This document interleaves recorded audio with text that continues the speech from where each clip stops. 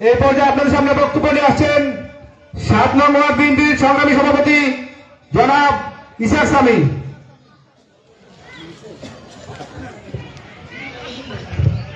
বিসমিল্লাহির রহমানির রহিম। উপস্থিত আজকের এই দ্বিবার্ষিক সম্মেলনের সম্মানিত সভাপতি, উপস্থিত আজকের এই অনুষ্ঠানের রাজপথের লড়াকু সৈনিক জনাব মহিউদ্দিন ভাই, উপস্থিত আজকের এই অনুষ্ঠানের প্রধান বক্তা আমাদের হোমনা থানার আইকন জনাব মুজাম্মেল হক বিপি মুকুল ভাই, এবং উপস্থিত আজকের এই ২ নং ঘাগুটিয়া ইউনিয়নের সকল নেতাকর্মী ভাই ও বোনেরা, আসসালামু আলাইকুম। আজকে আমি শুধু একটি কথা বলতে চাই, আগামী সংসদ নির্বাচনে আমাদের এই হোমনা উপজেলাকে যিনি এক সময় আলোকিত করে গেছেন, সেই মরহুম নেতা এম.কে. আনোয়ারের আরেক সেম কপি আসছে আমাদের এই হোমনা উপজেলায়।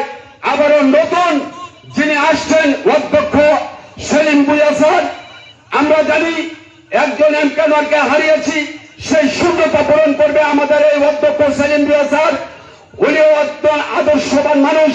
তাই আমি সবাইকে বলবো, উদাত্ত আহ্বান করবো, সেই 1991 সনে যখন আমাদের এই দরিদ্র কেন্দ্রে একজন বিরোধী দলীয় প্রার্থী সারাদিন থেকে মাত্র 82টা ভোট পেয়েছিলেন, আর আমরা পেয়েছিলাম 4,500 ভোট।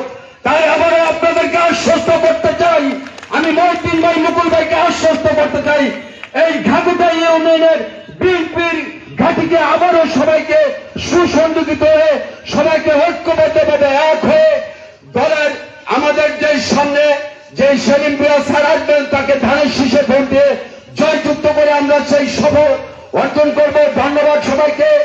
বাংলাদেশ জিন্দাবাদ, বাংলাদেশ জাতীয়তাবাদী দল জিন্দাবাদ, শহীদ যে অমর হোক, খালেদা জিয়া জিন্দাবাদ, তারেক যে আসবে দেশে, বিজয় দেশে, এই সোনার বাংলাদেশে। ধন্যবাদ সবাইকে। সংগ্রামী নেতৃত্ব।